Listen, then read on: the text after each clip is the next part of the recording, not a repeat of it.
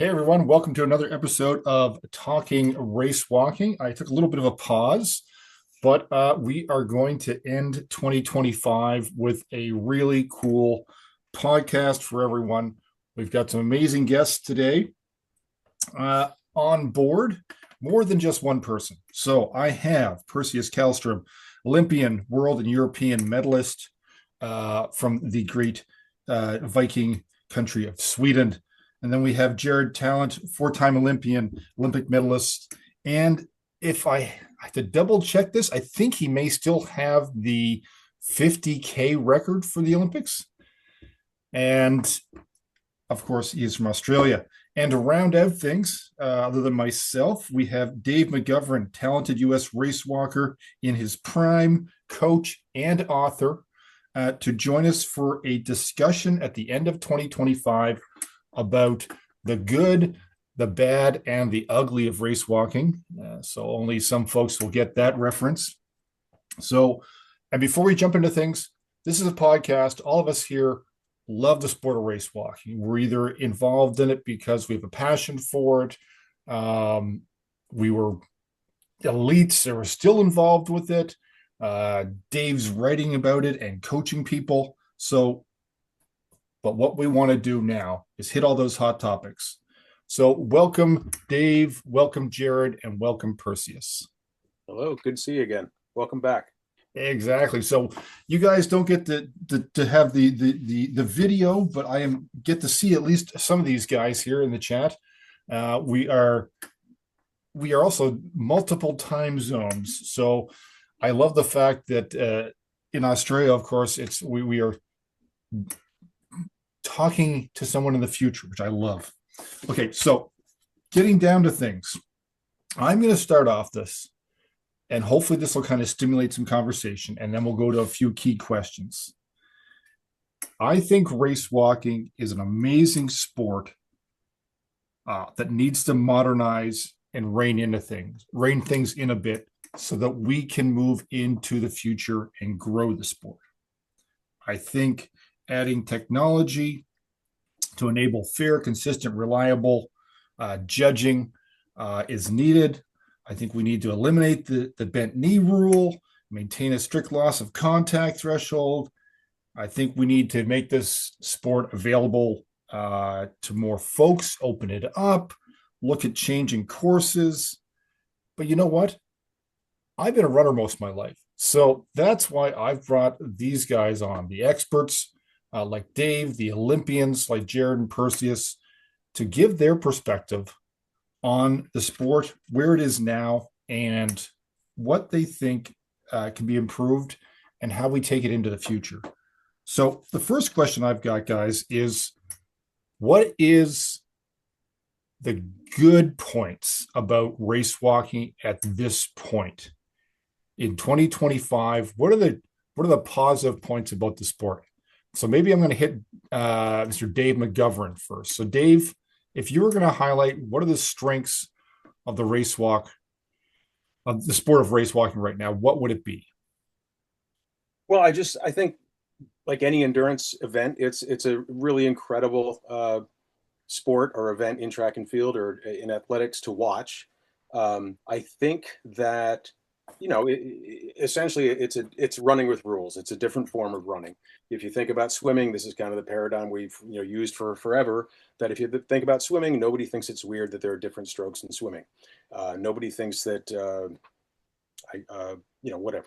I don't want to single out a particular athlete, but if you get an Olympic medal in the backstroke, nobody says, well, that doesn't count, that's just the backstroke. Right, It's yeah. Olympic medal. Nobody should be thinking that if you have an Olympic gold medal in the 50K or 35K or 20K or now half marathon or hopefully someday soon again the marathon race walk, that counts any less than the marathon run or the 10K run or any other track and field or athletics event. I think that we got ourselves into a little bit of trouble, and I kind of foresaw the only problem that we had. Not the only Are problem. we moving? Are we moving straight from positive right into the negatives already? No. There was certainly an issue that we did not have. It's the only event in track and field where we didn't have an event for women on the women's side. Right. We had heptathlon, not a decathlon, but every other event in track and field, we had the same or a similar event on the women's side. We were missing one. It was the 50K racewalk. And there was a push to get it in, and I totally supported that. But I always, back of my mind, be careful what you wish for. I know the IOC is not looking to add events, and I knew if we tried to add a 50K for women, they would probably make parity by getting rid of the 50K altogether. It took them an Olympiad to do it, but they did it. They, in the meantime, in Paris, they put in the mixed sex relay, and I think their thought was, let's put in the most ridiculous event we could possibly come up with, and and then we'll say that was crazy, that didn't work, race walking stupid, we're going to get rid of this event. And they did it. They did it on a very late notice. The reason why they said they couldn't put a 50K for women in Tokyo was they didn't have enough time to do it. They only had 4 years. It wasn't enough time, and it turns out they had 5 years because of COVID. And then on about 15 months notice, I think it was, maybe even 14 months notice, they decided, well, we're going to do this, and it started out being a 35K mixed sex relay. And then on even less notice, they decided it's going to be a marathon relay. But instead of having 4 members of this relay, they decided to only have 2, which is that's kind of crazy. So are you saying this is like looking to try and say with this positive, is this moving forward? Is this a positive point? No, I think it was terrible. I think that they were looking for failure. I think the IOC was looking for failure. I don't know. Maybe I'm wrong here, but it looks like they came up with something completely crazy. I get where you're going, and I want to. But then what happened is it was an amazing event. It was such a great event. It was competitive. There were lead changes. Having the men and the women in the same event was also attractive. It was a great event. And then they said, well, crap, what are we going to do now? now we've made a relay that people think is kind of cool. That they think it's pretty cool. So, well, I guess we got to get rid of that. And instead of, and I just, at race walking, competitive walking at its heart is an endurance event. And if they had to take something out, I really was hoping that if they had to shoot one of these events, they would take out the 20K and leave the 50K, or the marathon. I mean, it really is an endurance event. Whatever. I wish we've got so many track and field events or athletics events. There's only 2 walks. Ultimately, what we're trying to do is the IOC has a limit of 10,500 athletes, I believe it is. And what's the easiest place to cut? Athletics is the biggest, number of athletes. I mean, swimming is, kind of a similar situation. They have a lot of different events, but all along they've only had 2 athletes per event and a lot fewer events than athletics. We've had 3. I mean, one place they could have cut is 3 athletes per event across the board, but they decided to go after race walking. So anyway, I'm getting long-winded here, but that's all good. Well, let's Jared and Perseus, let's weigh in now. I mean, I know this is probably going to be the hardest. Actually, I was thinking about it would be easy, but I think this might be the hardest question to answer right now, because we have so much, I think, on that we would like to sort of improve or discuss in terms of where we think improvements can be made. So same question, after hearing what Dave said, about the relay being, it was well received, and a lot of people thought it would be horrible. It's not a perfect event for race walking, but it was neat to watch. It got some interest. So what would be, Jared and Perseus, hearing that, what would your take be on what would be something positive right now that we have to work with? Or is there just a lot to work on right now? And either one, jump in.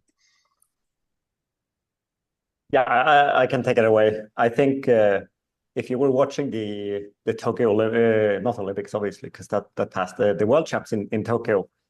Obviously, I couldn't really see the crowds. I just saw that, well, there's crowds all around the course, especially in the 20K.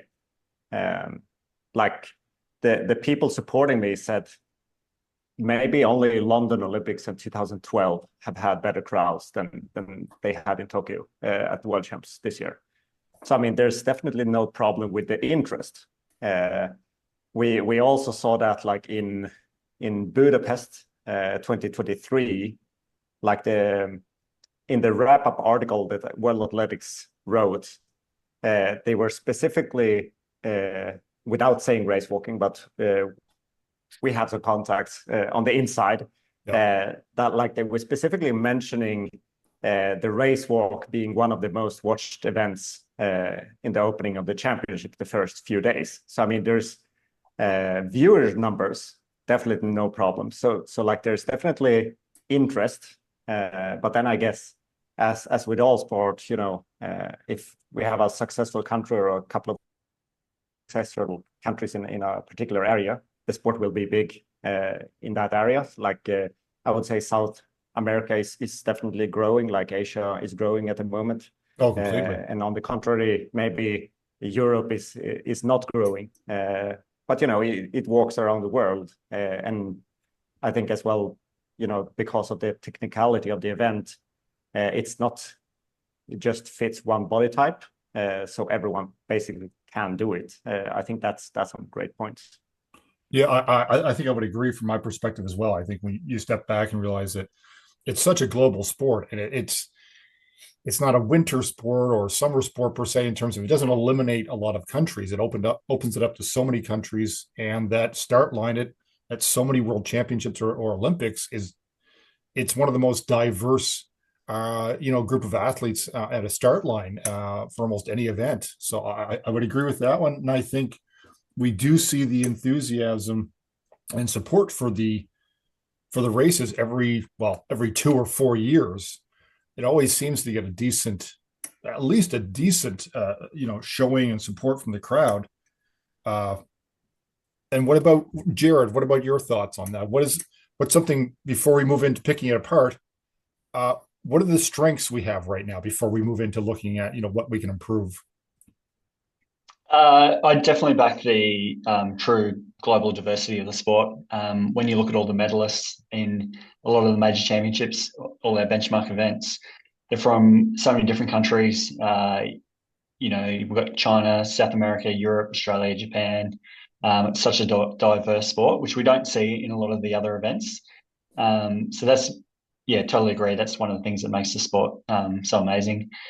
I also think just the technical challenge of the event and it being an endurance sport that is under the microscope with judges makes it more like a survival kind of aspect or drama. Adds drama to the sport, which makes it, in a lot of cases, really interesting watching the event from the sidelines. There's always a lot of tension. Some athletes, if they've got a couple of cards, they're only one red card away from being in a penalty zone or disqualification, and it just adds that extra interest and drama to the event. So, there are a lot of, as you guys covered, there is a lot of positive things that racewalking has that makes it a great sport to watch and be involved in. Yeah, I think we can all, at least. Well, of course, we all have a passion and support the sport, but I think I agree. I think not everybody gets to see that. And I think now, as we move into sort of critiquing it, we all hit upon the world championships or the Olympics, where people get to see it. From my perspective as well, I think one of our weak spots is when it's not an Olympic year, the sport tends to sort of disappear into the background. People always discover it every 4 years. And between those years, it seems to be forgotten, or a sport that doesn't get seen very much, especially Dave and I can attest to this in Canada, United States. It's a very niche sport. It's very small. Canada's lucky to have a few talented race walkers, despite the fact that we have a very, very small field of walkers. So we've been sort of blessed with Evan Dumfries and the like. But this, I would say, from my perspective in Canada, the sport's dying here, just absolutely dying. And it's mainly masters walkers and very few, say, under 40 doing it. And it's sad to see. I see it in Europe as being so strong. So let's dive into some of the things that we see as the problems.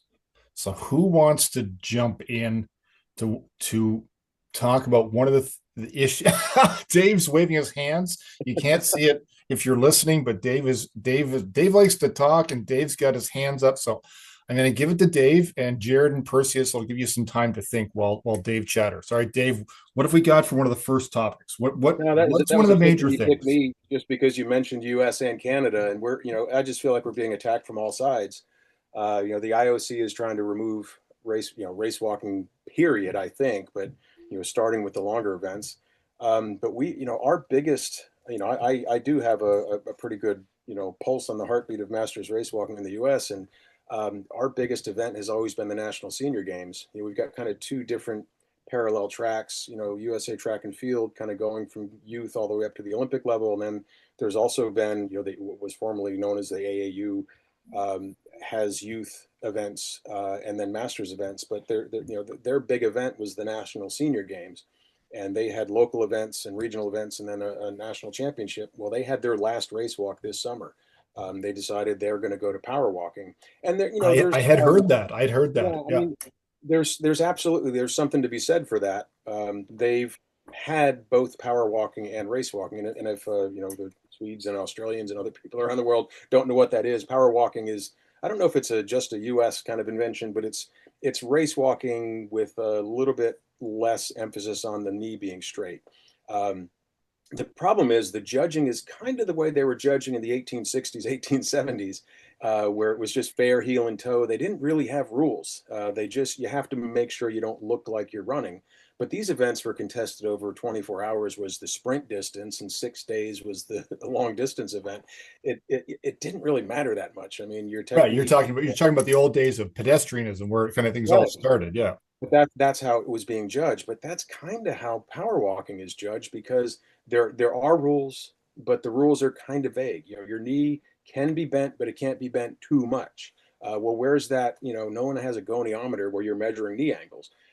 Race walking, a straight line, a straight leg or straightened leg is a straightened leg. It really is definitive, which it scared me a little bit what you said in your intro, that you want to get rid of the bent knee rule, because to me, the straight leg rule really is what makes race walking. It really does differentiate it from running. We can hit on that. We can hit that on after. What would be one key point right now that you see as a problem for race walking right now? What is holding us back? What's one key point that's holding us back? I want to let the others jump in, but I mean, I'm a little bit of a Pollyanna. I mean, I think race walking is great. I do too. I just think that we've been misunderstood, and it's the audience that's the problem. They don't understand the rules, and there are two different sections of the rule book, so you can forgive the lay people for misunderstanding. One section of the rule book says the athletes have to have one foot on the ground at all times, and another section of the rule book says, as judged by the unaided human eye. It's been completely fine for me, and the athletes seem to understand it. If you look at 2025, athletes are coming off the ground. Elite level athletes are coming off the ground, but they were coming off the ground in 2005, in 1985, in 1965, and probably 1905. What really has changed more than anything is cameras are a lot better. And everybody has them. Everybody has a camera in their pocket. And so everybody can see that all these guys are off the ground, and all of a sudden, not all of a sudden, I mean, every Olympiad, they have shown, in my lifetime, every Olympiad, they have shown race walkers coming off the ground. And it's this big controversy, not for us, that race walkers come off the ground. Well, it's a misunderstanding of the rule. The rule is as judged by the unaided human eye. And there is a solution for that.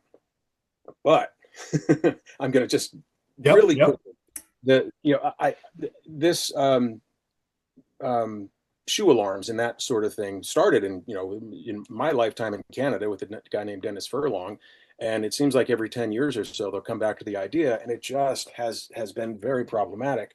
But in terms of technology, in terms of making it available to people in rich countries and poor countries, in terms of reliability, where it has to work every step of the way for every athlete, for every race.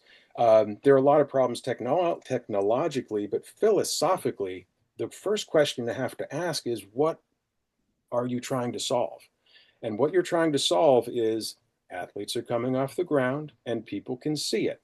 Well, if you take that out completely, if you put the threshold at 0 milliseconds of loss of contact, race walking's dead. You're going to have just, ice skating, you can have one skate on the ground at all times, but walking, in any athletic way at all, you have to come off the ground a little bit. I agree. And I'm gonna stop you there, because I think you've hit on one of the biggest, I think probably the biggest issue, and we might as well start here, the biggest issue of loss of contact. And I agree. Anybody who's either sort of, watched it over the years or looked at history, you will see that I think the problem's gotten bigger as well. I think you'll agree with me, Dave, that as people have gotten faster, it's also seen more often. And we've gotten to the point nowadays where the elites, and it's not your masters race walkers or people who are, just learning to race walk. Usually lifting is not a problem. You probably have to, put a motor on the back to them for them to lift. But it's what people see at the very elite level, the Olympics or world championships. And as the world records and the pace of the races has picked up, and almost that running style that's almost really taken over now, there's much more visible loss of contact and more opportunities to see it because of, like you were saying, cameras and video and stuff like that. Jared and Perseus, who have been in at the elite level and more recently, what is your take on the loss of contact problem? Where are we, and how bad is it from your perspectives? Either Jared or Perseus, whichever one wants to jump in. What are your thoughts? I can jump in. I think a lot of it has to do with the super shoes that have come about. That's funny, because that's another one I was going to add as Absolutely. a topic. So we can go there, but but go ahead, please. Yeah, so with the new technology in the super shoes, the carbon plates, it's definitely helped the athletes move at a far greater speed, a lot faster. They've become a lot more efficient, so that the athlete can complete the race in a lot quicker time. And then with that, that's going to bring more flight time and more noticeable to the general public. So while it's improved performances a lot, it's led to having longer flight times, more visible loss of contact, and it has fundamentally changed the event in the last few years. The performances now, if you look at, say, the men's 20K, going back to, I remember in 2010, there were only maybe less than 10 athletes that broke 80 minutes for the 20 kilometer, where this year it was probably over 50 athletes worldwide were able to walk under 80 minutes. So it's quite a big difference. And while the training has changed somewhat, a lot of it probably comes down to the change in the super shoes. No, that's a good point. It was I've got a bunch of topics to talk about, and shoes is one of them. And I think it's definitely, I would agree. It as someone who's a bit of a shoe geek here and who started out as a runner, I'm still confused. I think it's the elites that can wear them use the super shoes easier than I think a lot of the slower walkers, because it's that soft heel as well, that if you're spending more time on the ground or more heel contact, it's a very soft, unstable first heel contact. It creates problems. But if you're able to have such a high cadence and are much more technically able, you can wear the super shoes and you can take advantage of that. But I would agree. I think it's just from watching some of the the high level races last few years, there's a lot of error. There's a lot of error, and that's not even slowing things down. I think it's actually changed the way that people walk. And I've actually I don't want to name names, but there's a name right in front of me. Perseus is one who I've really noticed as the shoes have changed, and I think his technique has changed a little bit. I'd love to hear what he has to say about it. But it just seems like a lot of the athletes, there used to be a lot of emphasis on ankle mobility, that strong push off the back toe. And now it seems like there are a lot of rigid ankles right now because you don't get to that point. You're bringing that back knee I mean, not just Perseus, but I mean, kind of at that Yep. level, the back knee is breaking and coming forward a lot quicker. And there's a lot of punch, punch, punch of the knee drive and a lot less push from behind. And I really think it's that the shoes are kind of, you don't have the flexibility in the shoe to be able to roll up to the toes anymore. So it's, pump, pump, pump, pump, pump, pump, pumping the knees forward without as much push from behind. Yeah, I'll get Perseus to comment on that in a second too. And I would agree, Dave. I mean, if biomechanically you look at the physics of those shoes, they're designed for running, and the Yeah. heel is super soft. And if you're heel toeing, if you're still doing that proper heel toe, the shoe shouldn't work for you. So you've got to change slightly the biomechanics of what you're doing.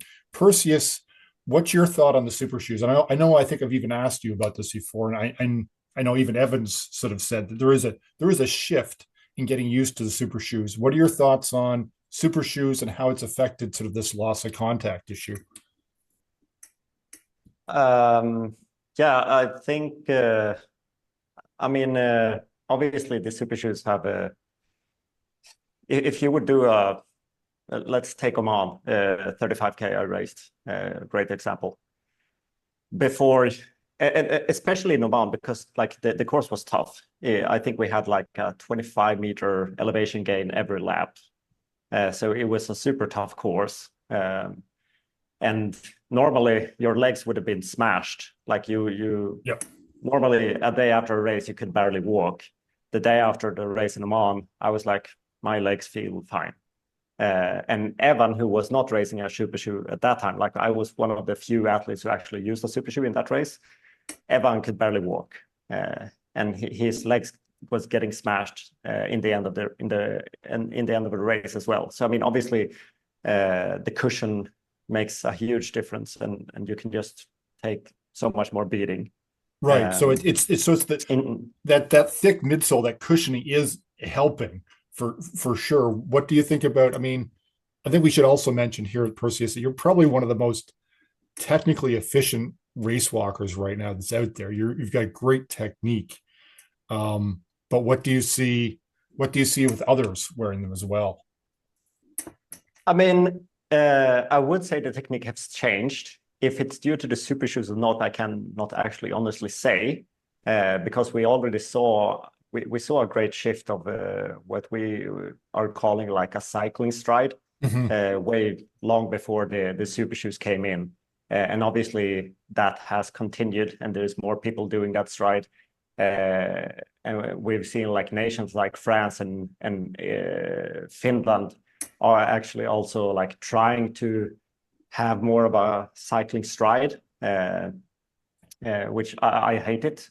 I feel it's not working anymore. And also like those athletes have been disqualified a lot of times because they are just so much more flighty than what you would have if you actually tried to do heel and toe. To the point Dave was making, if I've changed my technique, like I haven't tried to change my technique, but as we know, like the shoes have a rocker, so it will pop the knee forward faster. But like in terms of flight phase, I would say I've probably gotten better because I still work technique as much as I can, and I try to improve. But what I would say is the main issue is that the judges have lost their integrity. I would say that is like kind of the main problem we're facing today. Because if you look back, you would always see disqualifications the last 5K in a 20K race before. And if you make it to 15K now, it's basically non-existent. And you would never see someone get disqualified in the lead pack like the last 2-3 kilometers. It's like the judges just go on a picnic break or something. And we know that the judges have to see that we are or that athletes are losing contact, because the problem, when it gets a real big problem, in my opinion, is when the crowds are looking at the racers and they see that they are off the ground. Like Budapest was a superb example. Like Kenyon from France went to the front in the 35K, and the crowds were like roaring at the judges, like, how can you not see that he's running? And it took them like 5, 6, 7, 8 kilometers before they finally pulled him. But But if the crowds some are actually into race walking and some are not, like I've had a couple of physios and stuff who has never seen race walking come to the races, and they watch and they say, well, this guy is not, I can see that he's not walking. Why is he not getting pulled? So, I mean, if people who haven't even like had some interest in walking before, if they can see that athletes are off the ground, it's impossible that the judges can't see they are off the ground. I think one of the main issues are that judges have lost the integrity, and they're too scared to actually like give the red card. I don't want to impugn the integrity of the judges, but scared is the word. There's a perverse reward system in judging now. And when there used to be, IAAA of judges all over the place. And then when they started to cut back on the number of, the top level judges, they wanted to have kind of the same crew at all the big events. It really created this system where to move up, you can't be an outlier. You can't take chances. You've got to be in that, and you can't see what the other judges are doing. So it's kind of this, subconscious, well, I don't want to throw that red card. I don't want to throw that warning because maybe I'm not 100% sure, so I'm not going to throw that card. And I just think that it's fear rather than a lack of integrity. I think they want to be an Olympic judge, obviously, just like an athlete wants to be an Olympic athlete. Judges want to get to the show, and the way you get there is by not throwing a lot of red cards. And so unless it's just absolutely slap in the face obvious, and you might want to keep in mind that the athletes are going to consciously or subconsciously want to look the best when they go right by the judges. So in between judges, it might get worse where the crowd is seeing it and you're seeing it as an athlete. But I don't know that it's an integrity issue. I think that the system is almost rigged now, where to get to that top level as a judge, you have to keep your head down. You can't be the outlier where you're throwing too many red cards. So that's and Dave, and I think I have heard that as well. And I won't name names, but I do have some folks I know who do judge and are very much involved in the sport. And there have been studies and research done on judges at that really elite level. And these judges are trying to judge. And what's being found is the fact that it's consistency and reliability, and the fact that two different judges seem to see different things. That is one of the problems, is the fact that we have judges who are trying. We maybe have some fear, but from what I've heard for some really reliable sources is you can put 2 or 3 judges down at the same spot and you're not going to get the same judgment. And that's problematic, especially when we can't have judges every kilometer on a race course. If they're not able to spot bent knee reliably, or if they're not able to spot loss of contact on the same level, then we have a problem. You can't rely on the judging. And I from my perspective, being newer to the sport than all of you, coming from a running background, but looking at it from an outside perspective, my thought is that the judging is the problem. It's not reliable and consistent enough, even if you really, really try. Like if you train a judge, it's still the human eye. And then you're only able to be on the course in certain spots. You can't catch everybody. You can't do it reliably. And if you're really good, the guy down the street 5K might not be at the same level, and he's going to miss it. I think Jared, maybe you can jump in after I finish rambling along here, but I think it's time that we have to fix the judging. I think the judging is what's causing the problems, especially at this pace that we're walking at now. I think technology needs to come in, one that can be trusted. What are your thoughts, Jared, from you've competed and now you're kind of at the coaching at the elite level as well. What are your thoughts on what should be done with the judging, and which is really tied to that loss of contact problem as well, I think? I think one of the key problems is that the systemic problem with the judging is the regional variation of judging or the regional bias. So Yep. you have judges from different regions of the world judge very differently. And most of that is based on, well, my theory is like, it's like race walking technique or style versus the rules in different countries. So you'll have South American judges are often see race walkers from South America and the way that they walk. And then you have like judges from Asia. We'll see how Chinese, Japanese race walkers walk. And then you have the Europeans have some of the European countries have very different style or technique. So the judges from each region will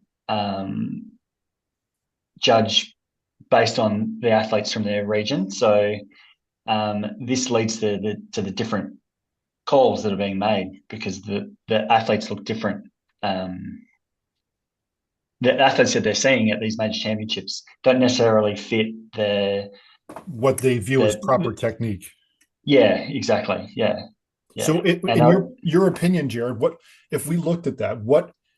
How do we fix that? What would your opinion be on how do we fix the judging problem, which is also really leading to the loss of contact or not being able to properly judge it? What do we do? Yeah, it's an interesting one. It relies on the judges becoming or getting all on the same page, like having a consensus of what, I don't know, the correct technique is or the correct style, and more or what they see is in alignment. So it needs to be the judges definitely working together to identify what each judge sees and how they can become more on the same page. Okay. No, if they could do that, I would definitely agree. I know Dave wants to comment. I'm going to throw one more thing in here because we're also, I think all four of us here could probably chat on for hours. And I want to hear Perseus with this one. The next one I want to bring up with, I think we can all agree that something needs to be done with judging. Human judging is problematic. It always will be, even if we perfect it. What do we all think? I mean, I have some inside knowledge about a project that's being worked on right now about a Racewalk chip that's being developed. I won't say too much about it, but there is technology that's being developed. There's a team that's working on it to really measure loss of contact. I'm going to throw this one to Perseus, and then Dave, you can jump in as well. What do we think about the technology? Is this a solution, or are we just creating another problem? What are your thoughts, Perseus? I think the technology is key for moving forward for race walking, because right now it's not working. It's not working at all. I mean, if we take world champs this year, for example, Kaya Bonfim was not disqualified in the last bit, and I think anyone who has seen like the something from the race, especially in the end, which is one of the highlights, everyone is just, this is ridiculous. This is not, this is a joke. And it's hard for us in a sport. You have to you defend it and say, well, he walked within the rules with the judging that was there. But yeah, I agree. Yeah, I mean, if I could honestly say that, I would, but then we have this problem. So what everyone want to see really, no chip or chip, is that we want to see an equal playing field for everyone. So, if in an ideal world, every judge could just judge exactly the same, then we would be happy because it will be the same for everyone. But we, the athletes and coaches, have been saying for years that we need to have just a level playing field for everyone. Then how that looks like, it doesn't really matter. But one of the key points is obviously to have an equal judging, and the chips probably will be able to achieve that. Probably we've all heard of what they want to do with the chips, and the chips are coming in. Like, they're really trying to push for the chips now, and hopefully we can start seeing them already like next year. Yeah, But it will be, at least in a first phase, like we're looking at basically eliminating contact altogether. yes. I And mean, how fast can you walk at that pace? I don't know yet. I have tried a little bit. You can still be like considerably fast, but probably not fast like 430 per kilometer. So we're looking at slowing down the races by 30, 40, 50 seconds per kilometer. yeah, you're kind of letting the cat out of the bag, and I haven't said too much about my knowledge of the project as well, but I do believe it's coming. It is coming as well. I mean, it has been out at a few international races, and I think it is coming. And there are discussions. I mean, it is a chip that will measure loss of contact, but one of, like you've mentioned, one of the key discussions and the questions that are asked when you have technology that measures loss of contact is then what is legal loss of contact? Because you can equate it to what the human eye sees, and you get that kind of like 30 to 40 millimeters or 30 to 40 milliseconds. And I think we may have lost Perseus here on the podcast. We will continue on. Hopefully he'll join us again. We lost contact. Yeah, we did lose contact. You're right. But yeah, what happens is then, of course, is what do you do with technology, and what amount of loss of contact that how do you measure it? Are we going back to zero? We can't do zero. There has to be some margin of error. So it would never be zero. But are you doing the minimal? Dave, what do you think? In my first intro, I was saying that philosophically, you've got to pick something. If you pick zero, we're dead as a sport. It just is not going to be interesting to anybody to see people, just. So are you saying that you think that like it'll slow things down too much? No, I'm saying if their decision has to be made, where is that line going to be? And if you set it at what the first section of the rule book says, no loss of contact whatsoever. Right. 1 foot has to be on the ground at all times, and you enforce that with the chip, the sport is pretty much dead because nobody's going to be interested in seeing people, shuffling slowly. Over. Yeah, well, I mean, you'll turn it into a Sunday stroll, pretty much. Watching hiking as a sport. If you set it at 40 milliseconds, 30 or 40 milliseconds, what the human eye can detect, what has always been the acceptable level, I think that is a great idea. But what problem are you solving? You're still going to have photographs and video of athletes off the ground.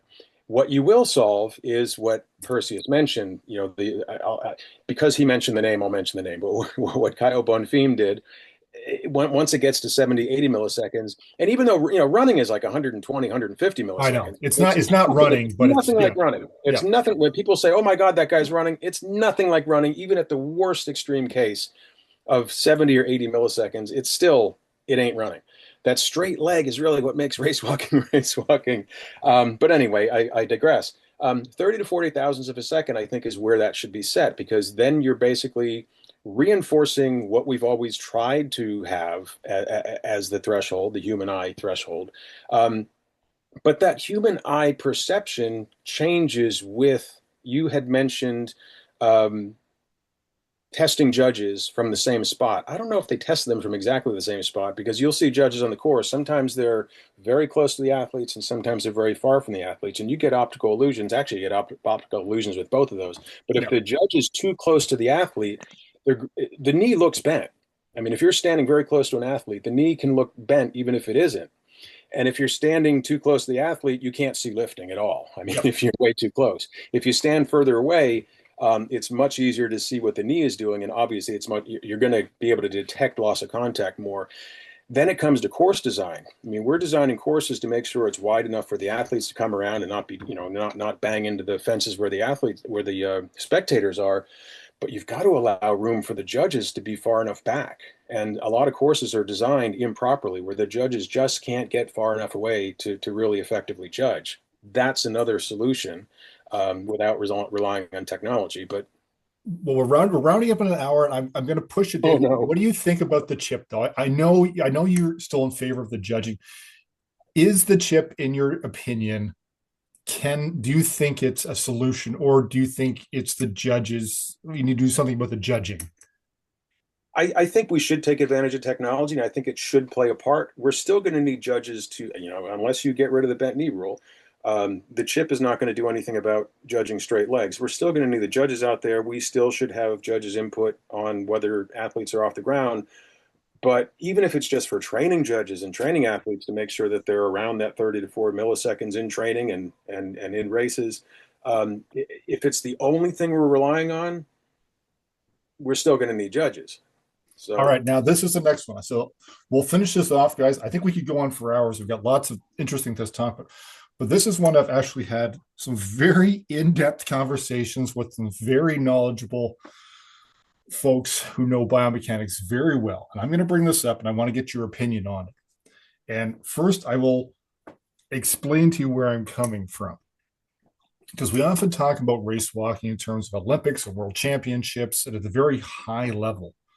From my perspective, especially being in Canada, where it's a dying sport, it's really hard to get folks interested in it. It's hard to get anybody who isn't injured or a master's to even try race walking. And race walking is also very intimidating in terms because of the technique, the straight leg and everything. My opinion is the straight leg allows you to walk as fast as you can. It is the best technique to allow you to walk as quickly as you can, to push the limits of what we would call walking. We can kind of call it straight-legged running, but without that straight leg or very close, it's really hard to go at the pace you see in race walking. My thing, though, is if that is the fastest or the best way to walk quickly, what are you enforcing? Could you walk faster with a bent knee, and does it really matter? Before you get going, I know people are thinking, but here's the idea. As a runner, I would love to see race walking on not just 1 and 2 kilometer loops. I'd love to see race walkers on 10K routes or marathon routes be included, be inclusive, or have a open up something so that other forms of walking could be included, because we know the Nordic walkers aren't going to beat us. The power walkers likely aren't going to win a race walk event. And that to walk as fast as you can, you're still going to have to employ that either straight or very close to straight leg. So my question to you guys is, why are we enforcing a straight leg? What is the benefit? I know Dave wants to do it. Dave's going, he's going. I'm going to get him. But if we were just going, here's the idea. And I want everybody to jump in and let me know what your thoughts are. If you just went race walking, if we opened up events where you walk as fast as you can with whatever technique you can do, as long as you're maintaining that loss of contact, do we need to have judges out there judging bent knee, which is more problematic than judging loss of contact? So now I'm going to open it up. Dave, I know, is chewing at the bit here to jump in, and then I'll get Jared and Perseus to throw in your opinions, and we can probably tie things up after this. So Dave, go ahead first. I'll modify what you said. Yeah. A race walker obeying the rules of race walking will go faster than a power walker obeying the rules of power walking. Yeah. However, there is, with the straight leg, a definitive difference. That leg is straight or it's not straight. In power walking, again, going back to 1860s, 1870s judging, yep. There is no point. I mean, and I've done this. I've seen athletes do it. I do my clinics all over, and I have power walkers come in. And I mean, if you look at the definition, what is walking? What is running? Yep. The dictionary definition of walking has that 1 foot on the ground at all times, but we know race walkers come off the ground. If you look at the definition of power walking versus the definition of running, there's really no difference. The dictionary definition. Yeah, I've had this conversation with I very much had the as a power walker gets fitter, yep, and gets faster, it grades into running. Yeah, There is no defining line between the two in power walking. That's the problem. Well, and I agree. With allowing a bent knee to some degree and not dictating what that degree is or having any way of measuring it, there is no definitive difference between fast power walking and running. And eventually a fast power walker is going to become a runner and will go faster than a race walker because they're not walking anymore, they're running. Yeah, but you still have to maintain the loss of contact rule. So you're not gonna have you ever seen that kind of Groucho Marx running that kind of squatted down? You can run really fast. I agree. I've had this conversation, and I'm just pushing people because I've had this conversation multiple times now. And there is that blurry line between, you could have a person shuffles. If they're shuffling slowly, a slow shuffling runner could be classified. If you took the bent knee out, they would still qualify as a walker if they wanted to be.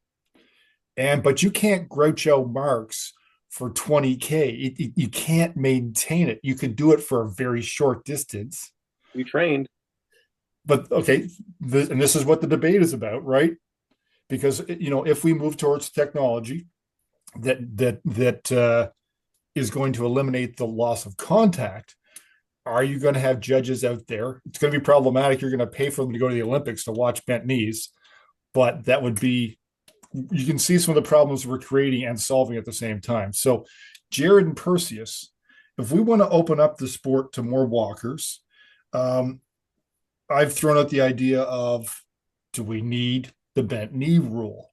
Also, what do we think of having judges? If we bring in the technology, we have judges that are just standing around the course watching your knees. What are your thoughts? Jared, Perseus, either one of you, feel free to jump in. I'll jump in. I think it's a bit of a slippery slope taking away the straight leg rule. So really, that's the biomechanical difference that defines the difference between running and walking. It probably then just becomes like bad jogging, in my mind. Even if you keep in contact, I think there's a real distinction there that it just becomes more of a shuffle jog than what race walking aspires to be. So that's my opinion. No, and that's what. Yeah. So, can you see? And what are your thoughts on judging of bent knee at the elite level? Well, at the elite level, there's actually very few that actually have a bent knee. Not too many. Not too many. When you look at it on video, most race walkers have a straight leg. The problem becomes when some athletes are getting red cards when their knees are actually straight. So you can watch the athlete on video, slow it down, and their knee is straight, but then they've picked up red cards for knees. So it is, again, like loss of contact, something that's very difficult to judge, and different techniques. Judges not all on the same page. There's just the subjectivity of it. I hate to say this, but sometimes it can become a bit of a lottery. Yeah, well, judging. I mean, I think we all agree, in a crowd of race walkers going by at high pace, trying to judge the angle of their leg is extremely difficult. And what would your opinion be on how many race walkers would start bending their knee if the rule wasn't enforced? Probably very few, because it's harder. It would be much harder to go faster with a bent knee. But then why are we judging it? I'm just throwing these ones out. Totally understand that. But again, it's the biomechanical difference between running and walking. And for me, it's like, to try and be a purist, it needs to stay in the sport because it's the thing that defines walking. It is funny, I've had this, like I say, I've had it with a bunch of folks who've done this in the lab as well, and it is such an interesting, because we say it's a difference between walking and running, but if you go out for a casual walk, you're bending your knee. So it is interesting when we go back to it is funny, but I agree. I think it's problematic. I think it is problematic. I'm just wondering about how you open it up. everything else. Perseus, what are your thoughts? I mean, I would say the difference between running and race walking is the straight leg. And biomechanically, that's when also you have a shift in the muscle groups, etc., which is like, okay, this is running and this is race walking. So, I mean, obviously the straight leg rule is super important. Now, what happens if we remove it? Will people go faster? I think yes. I mean, if you have close to a straight leg, you can go faster, probably, most likely, than if you aren't having a straight leg. And I mean, another, well, let's call it a very unfortunate example, obviously, is Maria Perez from the Budapest World Championships. She was way off the ground, and she was also bending the knee. She shouldn't be disqualified for both. Two characteristics of running, pretty much, yeah. Yeah, exactly. So, I mean, obviously, we can't remove it, because then it's definitely not race walking anymore, I think. No, and I think it's one that I always sort of brought up, because it's one of the, I think, the problems that we won't be able to discuss, because I want to let you guys get back to what your lives and your families, is the fact that because of the judging, we're stuck to those, the 1 or 2 kilometer courses. We require judges. It's hard to put on race walk events. It's hard to get people involved in them. It's hard to open up race walking events to more walkers when it's such a technical event. How do we attract more people to the sport? And I think that's the last question I'll ask, and I'll go one quick answer from Dave, from Jared, and Perseus, and that is how we'll end off the chat. Is we've got the problems with loss of contact, and considering the bent knee, all these type of things, and judges. We all love the sport. How do we get more people involved with the sport so that it continues into the future? Dave, what are your thoughts? If I had the answer to that, I'd have a much bigger house and a much nicer car. I really think that looking at the numbers, like the National Senior Games and other meets, have found the solution, and that's power walking. And it's going where they bend the knee. It's one of the things that is killing race walking, is that power walking is easier to learn, to master, and it's a lot of people are at the masters level are doing that, and I think pickleball is killing us as well, because in addition, it's more fun. But I do think that maybe a little bit of a relaxation in the rules at that level is one way to grow the sport. Many years ago, and this is not something that's going to help fix race walking, is we should have changed the name, because race walking is not walking. As you said, there's usually a slight bent knee when you're walking normally. So having a straight leg is not something that defines walking. It's certainly not something that defines running, but it is what we have decided is what race walking is. It's a third completely different mode of locomotion from regular walking and running. And there are other languages where they don't have this walk in the name. Yep. I'm not sure what kapgang means in Swedish, but I mean, it's probably some form of athletic walking. Perseus can give us the answer to that. But a lot of languages have walk in the name, but some of them don't. And it just is a very different thing from regular walking. Right. Changing the name is not going to make it more popular, but it is going to help to alleviate some of the confusion. Well, that guy's not walking. Well, no, he's not walking. Right. So move away from comparing it to walking, and just kind of race walking is something completely different. Let's not move it back and try and make it fast walking, but make it something unto itself. Okay. That's a good one. That's a good one. Jared, what about your thoughts? How do we strengthen what we have and attract more people to the sport? Yeah, it's a good question. I mean, to think outside the box, maybe lean into the drama of the sport, the controversy. I mean, probably not the ideal approach, but it is like the exciting part of the sport, and especially if the events being broadcast at major events, dramatizing it, making it more exciting. That's one of the reasons most people, I believe, who are outside the sport will watch it. It's for the drama and the controversy that happens in the sport. So, yeah, that's just one idea. No, and I agree. I think it's one of the first things I noticed when I got into race walking, watching the Olympics. I mean, people would, making moves and then exploding, and then people being disqualified into the, all these type of things going on. And Dave and I were talking about, people having intestinal problems, midway through a race and everything. There is lots of stuff. And if you go back to pedestrianism, I mean, it was insane. I mean, you had 6-day races, you had, the drama that was going on there. That's what attracted people as well. So I can see that point as well. So, and we are going to Sweden for the last comment. Perseus, what do you think after hearing Dave and Jared?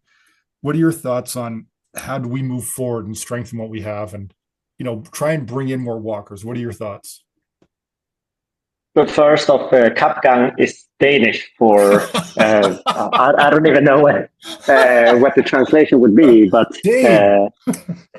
Swedish is gone. in Swedish, we just say competitive walking. So that's what we say in Swedish. I read a book on that. I definitely think that if we could find a way to utilize the drama that Jared says and mentions, because there is definitely a lot of that in the sport. And I mean, for good and bad, the Sydney Olympics disqualification of Jane Saddle, everyone knows of it. I mean, for good or bad, but everyone talks about it. So, I mean, publicity is always publicity. In other terms, I think, I mean, at least in Sweden and probably all around the world, like endurance sport is struggling on the elite level.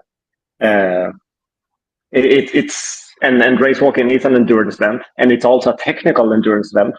So, like the pool of people who will already try to do it is smaller. Like the multi events, for example, it's not a lot of people doing multi events. I mean, I can only talk for Sweden without looking at more numbers, but I would probably say most nationals have more walkers than they have multi eventers. Like in Sweden, for a lot of years, yes, we've only had like 4 or 5 walkers on the line, but we've had 2 or 3 doing the multi events. So it's not just our sport that's suffering, but obviously, if we can, we probably should. I mean, we're trying to do something about it, but it's difficult. It's very, very difficult. And also, at least in the Western world, a lot of countries have insufficient funding for doing. It probably should still be called amateur sport. Yeah. And it's just that there's no money, and it's very, very hard to do it. So I think somewhere that's probably the main issue. But I mean, we can make it exciting. They were doing this 3 or 4 day race in China when we had courses, open courses, like a point-to-point 20K course, 15K. We were doing a 10K course on a 6K loop, or stuff like that, like a 3-kilometer loop. And the judges were being mobile on scooters. So, I mean, you can definitely do it. And at those races, the judges were actually quite, like, that was the toughest race on the circuit, I would say, every year. Like there was nowhere even close to having as many red cards as in the China Tour. Wow. Well, I think that's so. I think a great idea. As long as we can kind of buy into the drama and find a way to use the drama that is there, I think that could at least grow like audience popularity. Not sure if that would actually grow athlete popularity, but yeah, it would probably grow audience popularity. No, I think we're all sort of have some ideas, and I think we could probably go on for hours talking about more about the shoes. And I would probably start poking you guys more about the bent knee, and I think, opening up courses and, point to point stuff we could talk about. But like I say, we all have lives. But thank you guys so much for this discussion. I hope everybody listening's had a good time listening to everyone talk about, the good and the bad of race walking and where we can take it into the future. Dave, thank you for joining us from the US. Jared, thank you for tuning in from the future. And Perseus, I know you're in Mexico right now, but thank you as well. It's been quite the job coordinating this chat, and a great way to end 2025. So I wish you guys the best in 2025 and into the new year. And thank you very much. Dave, you've got one last thing to say to people out there. What would you say? Everyone's walkers or race walkers out there, you each get one very short thing to say to the audience. Happy holidays. Get out and walk. Sounds good. And Jared, any advice or anything to say to those walkers in Australia or anywhere else listening? Well, our summer season's just about to start, so happy training. Of course. Look forward to the season ahead. Excellent. Jared, you're making me feel bad. I was just listening to the snowplow go by as we were starting the podcast. So yeah, very envious. Now, Perseus, over to you. Anything for the audience? Yeah, I mean, just I hope everyone is having a good winter training, and I can't wait for the new season to kick off and see everyone out on the race course again. All right. Thank you. Good. Thank you to everyone. Happy walking to everyone, those here at the podcast and those out listening. Take care, and we'll be back in the new year with a new podcast and a surprise guest. Take care, everyone.